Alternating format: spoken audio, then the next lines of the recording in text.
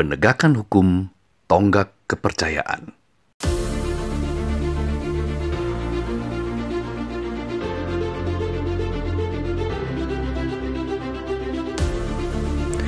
Citra lembaga penegak hukum dan pemberantasan korupsi di negeri ini masih belum beranjak dari kategori biasa-biasa saja. Sebagai sapu, aparat penegak hukum masih diibaratkan sapu yang masih kotor untuk digunakan menyapu lantai agar bersih. Hal itu setidaknya terungkap dari hasil survei indikator politik Indonesia pada periode 17 hingga 20 Mei 2025. Menurut survei itu, 33,8% responden menganggap penegakan hukum di Indonesia secara umum buruk. 6,1% responden menyatakan sangat buruk. Namun, tidak semua lembaga penegak hukum dinilai buruk. Kejaksaan Agung atau Kejagung berhasil maju menjadi lembaga yang paling dipercaya publik dengan meraih 76% tingkat kepercayaan melampaui institusi penegak hukum yang lain.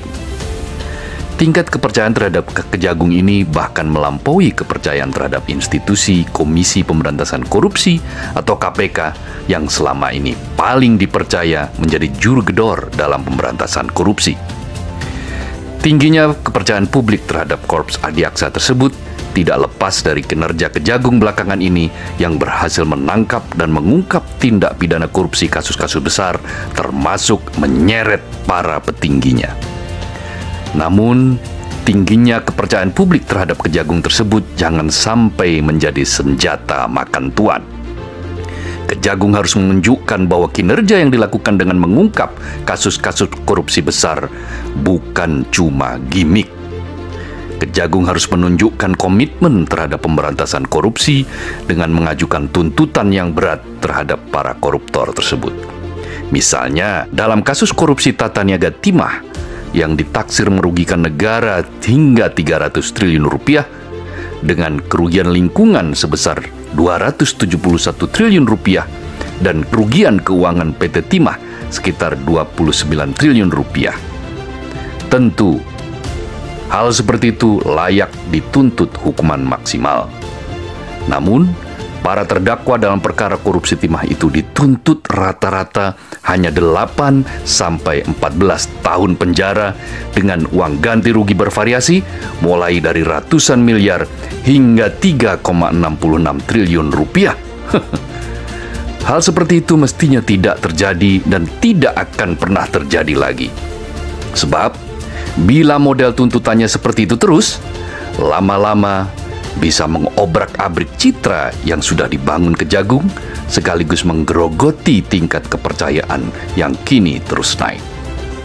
Di sisi lain, masih rendahnya kepercayaan publik terhadap lembaga penegak hukum lainnya seharusnya menjadi cambuk bagi mereka untuk melakukan perbaikan-perbaikan dan meningkatkan kepercayaan publik. Institusi KPK misalnya, yang sekian waktu tidak terdengar mengungkap kasus-kasus besar, padahal KPK dilahirkan sebagai lokomotif utama pemberantasan korupsi. KPK, kepolisian, dan lembaga kehakiman harus mampu membersihkan internal mereka dan meningkatkan kapasitas personel mereka. Penegakan hukum tidak akan berjalan dengan maksimal tanpa pembenahan dari dalam.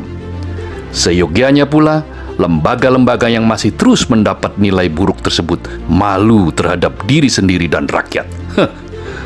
Mereka digaji dengan menggunakan uang rakyat. Sudah seyogianya mereka mengembalikannya dengan menunjukkan kinerja yang mampu mewujudkan harapan rakyat.